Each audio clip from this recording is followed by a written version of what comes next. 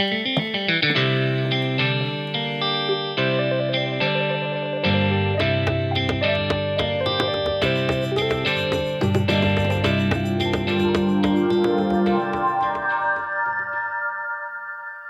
everyone, and welcome to the Honor the Feminine podcast. I'm your host, Shannon Ledford, and today we have the incredible Esther Bailey-Bass with us, and I'm thrilled. She's so awesome. So as you know, we start each episode with a story and image from my travels, because when I was traveling is when I really started to hear my intuition again. When the day-to-day noise and chaos fell away, I started to hear her whispers. And I know she was always there, but she'd just gotten muffled. So today our image is called Rajasthani Shoes, and it was taken in Jodhpur, India.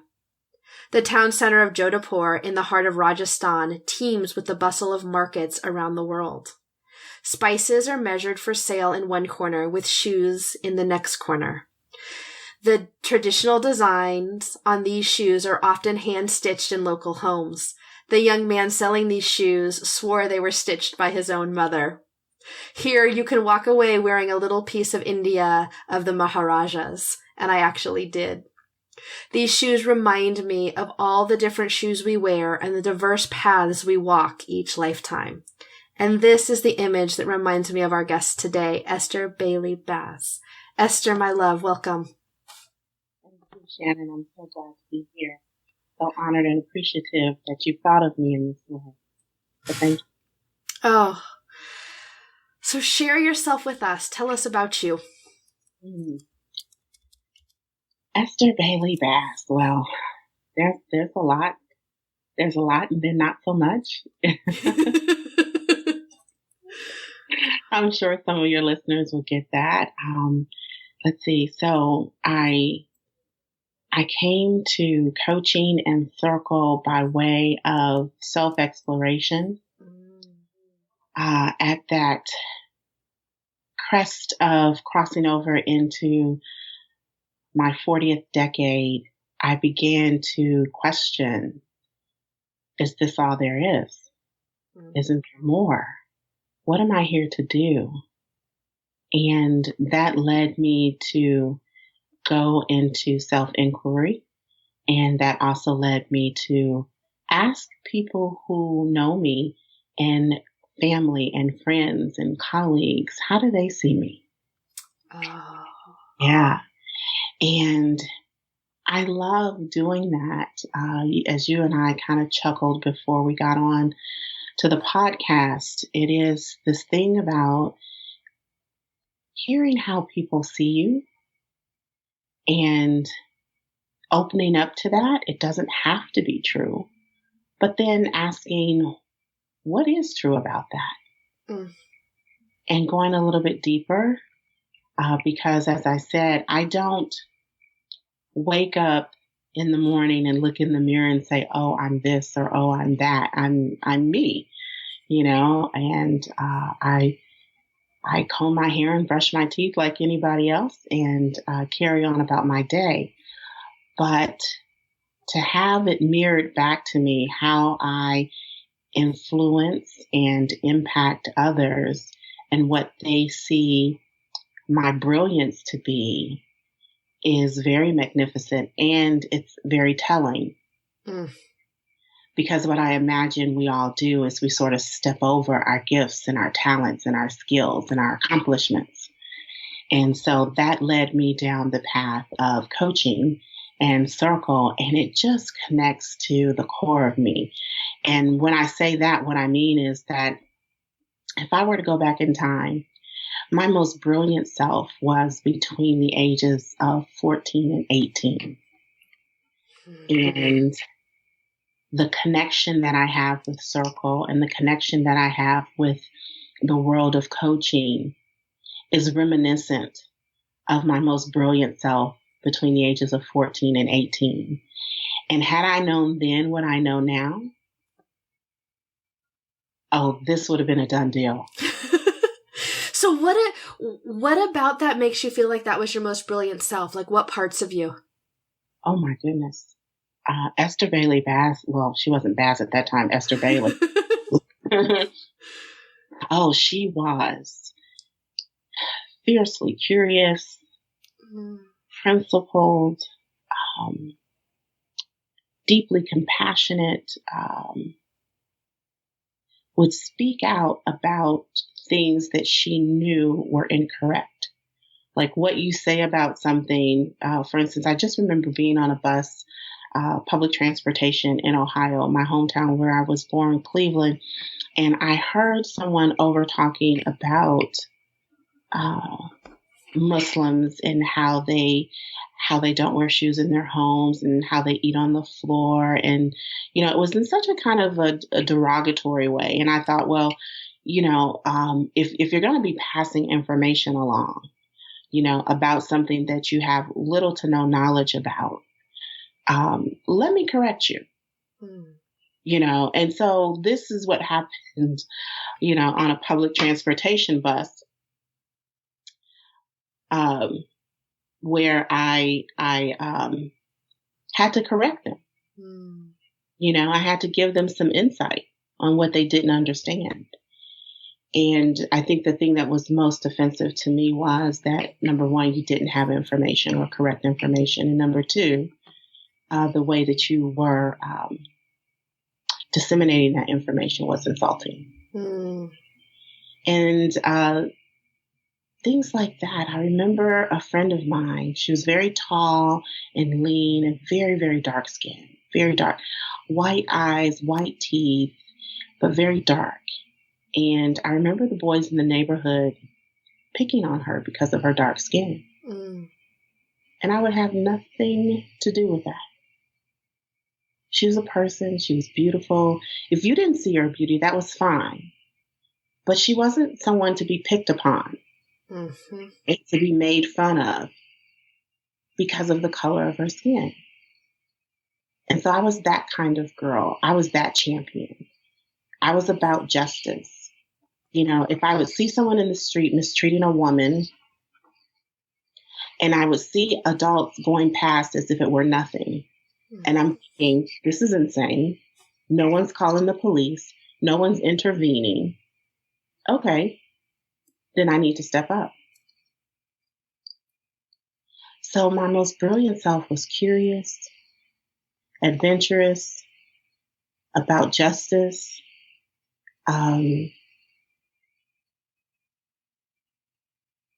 learning, exploring. And since that time, it's all about get the education, get a good job, get married, have the kids, buy the house, get the cars.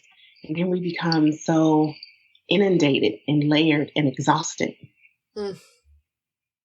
And that's what hit me in my early 40s. Like, really? Is this all there is? And I couldn't believe it because I was the kid that could go out into the woods and commune with nature and play in the rivers and the creeks and climb trees and dumpster dive. And this is what I've got. This is it. I don't like this party. So talk to us a little. So we've got this brilliant girl who's a champion of justice, right? The shift comes as life starts to happen and piles on a bit. So what is the journey from that epiphany in your early 40s that this can't be all? Where does that journey take you today? The furthest place that this journey has taken me has been to Bali, Indonesia. Yeah. Awesome. I wish there were another word, spectacular, magnificent. And it's, as I reflect on it, it's like, wow, it took me so long. So when you first saw Bali, were you an instant yes? Tell me about the feelings around that. Yeah, it was an instant yes. I mean, there was no involved. It was like, no didn't even exist. I mean, what I knew was that Thanksgiving 2016, I wanted to be out of the country. That's what I knew. I didn't have any idea of where or how. I knew that. And I set it aside and I didn't give it any more thought. But it was kind of like my words were spoken on the power of the wind and they were carried somewhere. And when the opportunity came up for me, I saw it. And although I quivered a bit, that self-doubt, I'm not qualified. Oh, I don't know. Is this going to be real? All of these things. Can I do it? And then I look at the date, November 20th or 27th, and I go, okay. And I look at the place, Indonesia. Is that Thailand? Where is that? And then I look upward to the sky like, is this for me? And I just took the leap. Unlike I had ever taken a leap before in my entire adult life. That's amazing. So the feeling around Bali was feeling of speciality and yet like a welcome home, coming home, stepping into the place that's been waiting for me. It was joy, and I was just in awe at everything.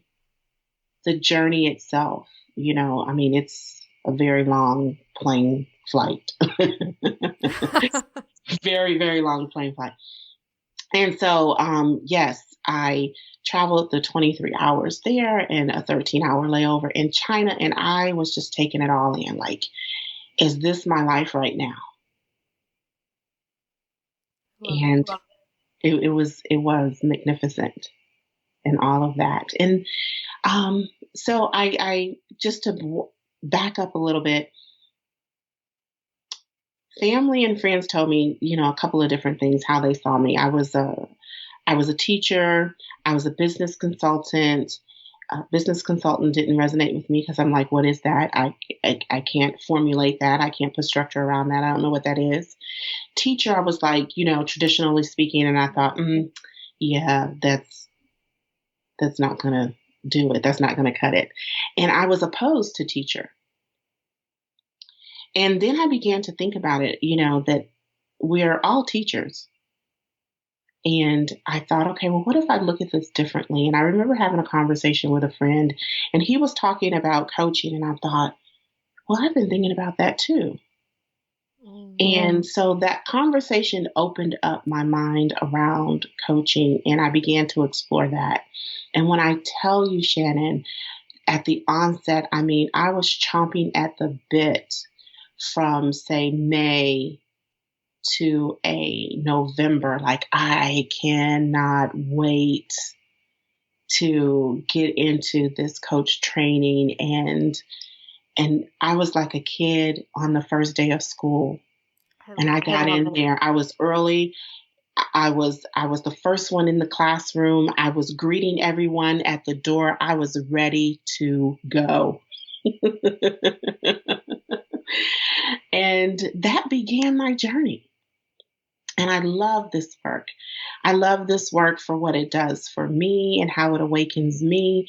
I love this work for how it awakens others, and watching them just blossom and be on their journey, how they begin to dream and open up, how they begin to uncover the golden gems within themselves, how they begin to tell themselves the truth about who they are and their brilliance and their light. And it is the most it's just like playing in cool dirt. I don't know if you've ever played in dirt before, but oh my God, I love that.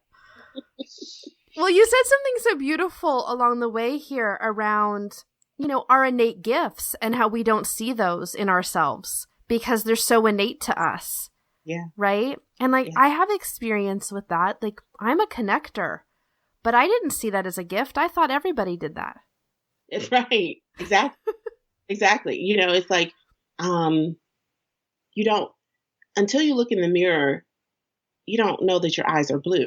I mean, you carry them with you every day, right? You have blue eyes, and people comment all the time how beautiful your eyes are, and you go, oh yeah, and it just kind of washes off you. And then when you begin to just stand still and look at yourself through your eyes and go, wow, that is an interesting shade of blue. It's uniquely my shade of blue, or my shade of brown, or my shade of hazel, or my shade of gray, uniquely yours. Yeah. And there's something special behind those eyes, So I get it.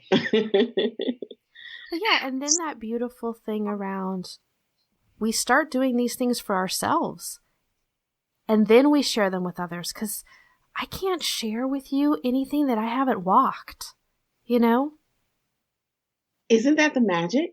Yes. We start doing it for ourselves. So this idea, this concept about being selfish has been a little twisted, right?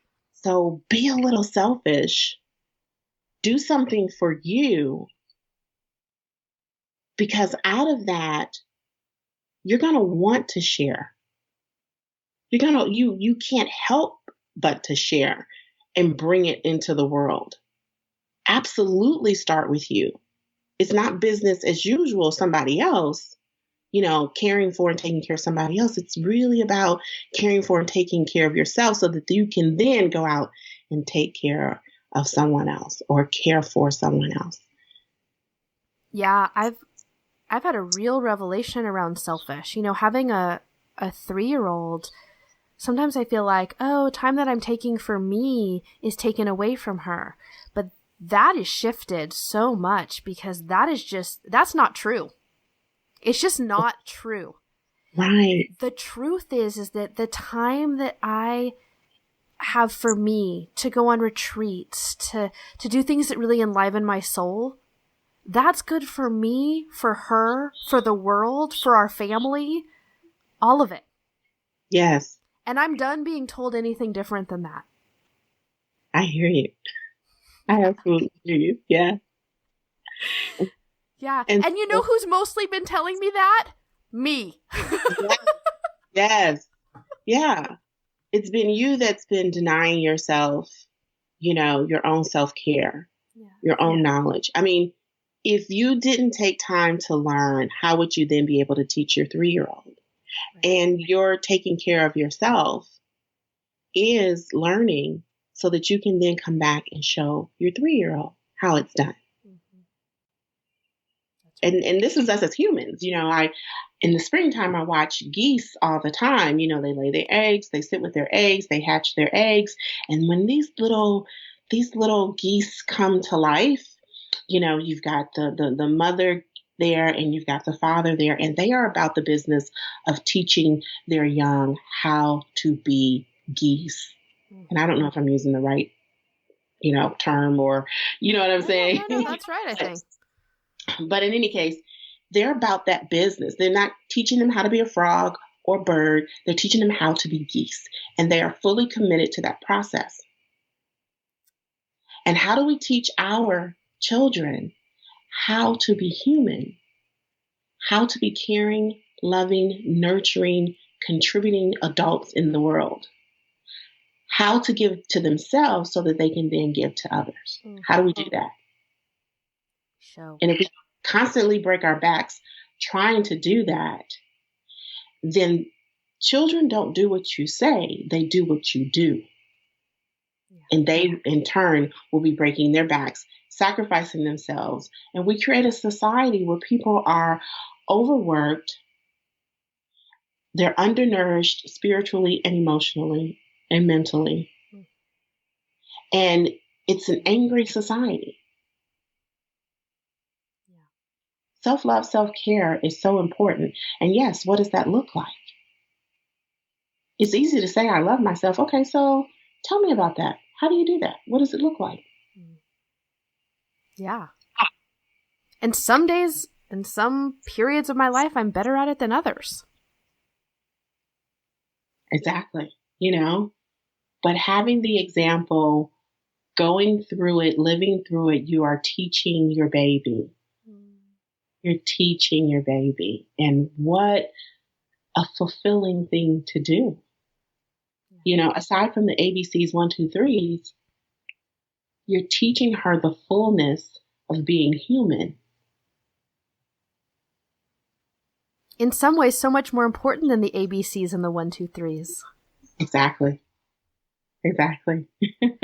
So, my love, when you're talking about coaching in Circle, can you talk to us about what Circle means to you?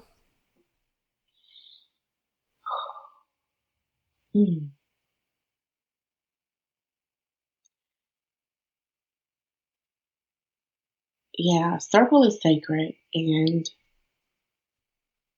being in Circle with others is today. I would say being in Circle with others today is a privilege. As an ancient tool and a way of having community, it was a way of life. Today, it is a privilege because we are so busy. I mean, we are diseased with busy. And when people come into Circle and they're willing to be witnessed and they're willing to be seen and heard and they're willing to listen to others, to hear from a different perspective that they might not hear otherwise, it's definitely a privilege. And what Circle means to me is gifting one another.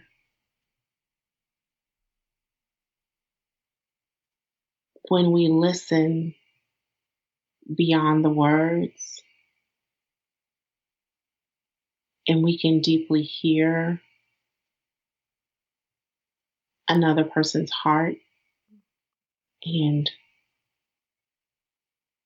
witness their experience of this life thus far, that sharing and being held in such a way is not something you experience every day. It just isn't. Yeah, I think we like to think that we're truly seen and deeply heard on a regular basis. But when you get into Circle and you really feel that, we're not on a daily basis really tapped into that. So I love all the elements of Circle and the honor and the tradition that it brings to modern day life, the slowing down the pace, and the quickness to want to participate, to be completely present with what is happening in that moment. That full on, that is actually an exercise of love. I hadn't thought about it like that. That's gorgeous. Yeah. That is an exercise of love. Oh. So, how do you honor the feminine and stay in touch with your intuition? A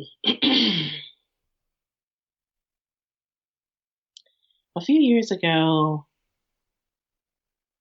I was asking myself about this intuition, which I know and believe that I have. And I felt as though it had waned, it had dissipated, that I didn't have access to it. And my request was, I want to tap into my intuition. And I think intuition has nuances of meaning for different people. But it is the third eye. It is the internal knowing that I believe we all have, in which is a deep connection to the physical world of Mother Earth and all that is here on the earth to sustain our lives. And it's also this connection to what is unseen. And I also believe it's an understanding of human nature.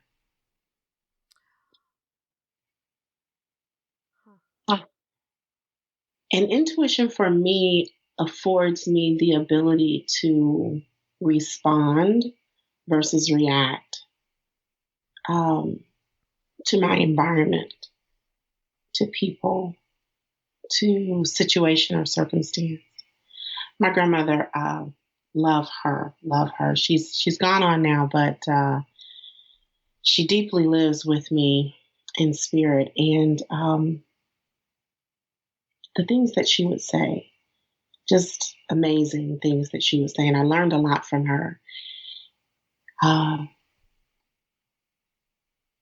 So her teachings, her way of being also informed my intuition.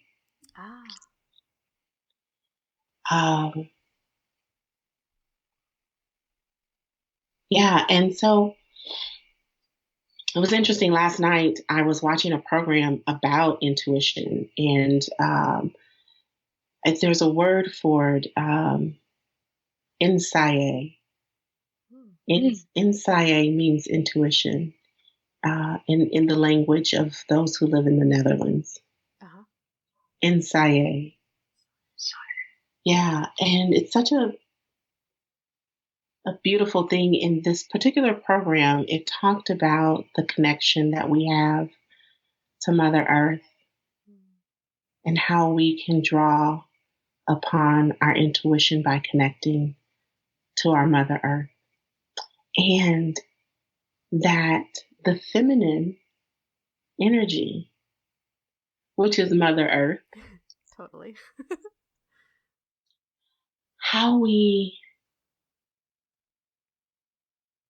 it is on the rise, that feminine energy. But the gentleman that spoke in this, he said, how is it that we do not honor the feminine? What gives us life? Oh my gosh, it is the way he spoke about it. Oh goodness. I can't even put words to it, but it was yes. How is it that we have gotten so far away from our feminine source that provides sustenance and life, nourishment, and knowledge? How have we gotten so far away from that we have to, I don't know another word right now, but rape. And you can use that word, I think, in a myriad of ways across the gamut, that we violently take away from, that we want to control all that is in our existence. Oh. Yeah, it's interesting because when I feel into that time when I was so far from my intuition, when she was so muffled, it was because I'd been a corporate lawyer in Manhattan and intuition wasn't valued. So what did I need that for? And it feels like what you're talking about is you had this beautiful light in your grandmother who valued intuition. And so it gave you permission and space to do the same. Yeah. I think courage rides on intuition. You know, I mean, because it has you to step forward in a way and utilize that ability that, as you said, you might not otherwise, you can't measure it. I can't use this, the corporate world doesn't value this. Right. But when you're in that boardroom, when you're in that staff meeting, when you're in that interview, and your intuition is screaming at you telling you this, do you not see this? This is, if this happens, this is the way that this will go. Mm-hmm. If you take this position, this is not going to fulfill A, B, and C in your life. It's screaming at you. It's giving you all kinds of clues and signals for what's next. And it takes courage, okay, from the heart to say, I'm going to listen and be obedient to that. Yes. So I think courage rides on intuition. That's fascinating. I think, too, there's a way in which I'm more courageous now in following the breadcrumbs of my intuition or the pebbles versus having to get having a boulder fall on my head, like back in the days of corporate lawyering, right? Yeah, exactly. Oh, that's what that meant. That's why I ran into that trouble. That's why, had I listened, I might not have all of these bruises. I might not have brushed up against so many thorns, had I listened. Because we all have those signals. We all have those signs that are screaming at us. But I was talking to a friend yesterday. She lives in, where does she live? Shanghai. And there's this pull that we are so anchored in our humanness. We have 5 senses, our ears, our eyes, our sense of smell, our touch. We have all of these senses, and that we are just so anchored in.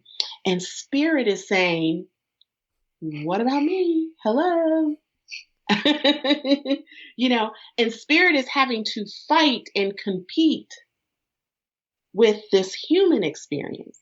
Mm-hmm. And I'm not saying one experience is better than another. We all have heard that we are spirit beings having a human experience. And our spirit is saying, and yes, I'm over here. I'm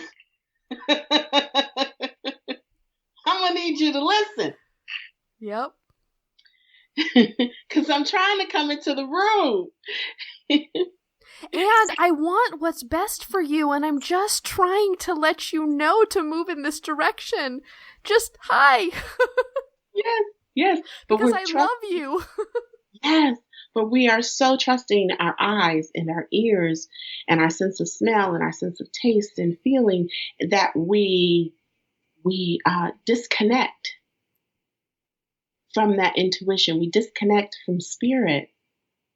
And all parts of us are of value in the entire experience.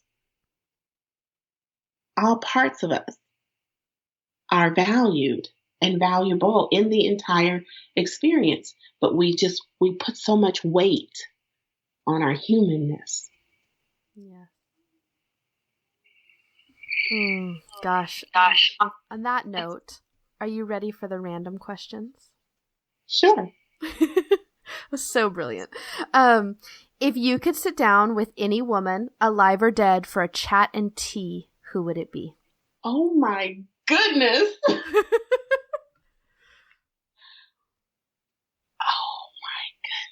Who would it be? I think she would be a warrior woman from another time. That time when women honored women,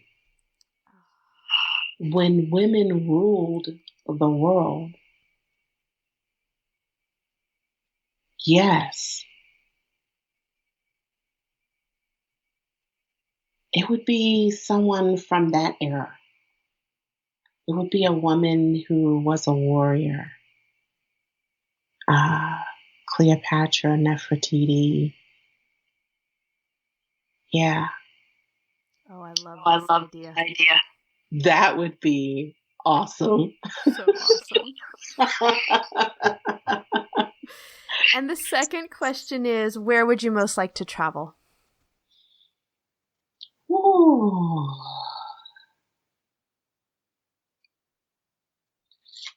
I'm going to have to say I have to go back to Bali. Yeah. I've heard that before. Yeah, she was so sweet and so kind and so gentle. And yet I know there was a force there pulling on me to stay. And I feel like there's a force that's saying, come back, that I have more for you. Yeah. Oh, I love that. So, my love, how do we reach out and connect with you? How do we get more Esther in our lives? Well, for sure, you can find me on Facebook at Ebb and Flow Coaching. I have a business page there, Ebb, which are the initials of my name, Esther Bailey-Bass, right? EBB, the letter N, flowcoaching.com is my website. And Twitter at Ebb and Flow Coach. You can find me there as well, or Esther Bailey-Bass on LinkedIn. Excellent. And we will put all of those links in the show notes for this episode at honorthefeminine.com, so you can have easy ways to get more of Esther in your life. Yeah. My love, thank you for today. Thank you. Thank you so much, Shannon. I so appreciate you and inviting me to speak to your listeners. Honor the Feminine. What a wonderful gift you give. Oh, thank you. It was an honor to have you here today. Thank you. I love you deeply. Same here. Same here. Hello again, everyone. I love Esther. Have you ever seen a sister on social media and thought, I need to know her? Like, I need her in my life. That's my experience with Esther. And she is soft strength embodied. She is wisdom and grace. She is this quiet strength, that beautiful embodiment for me around.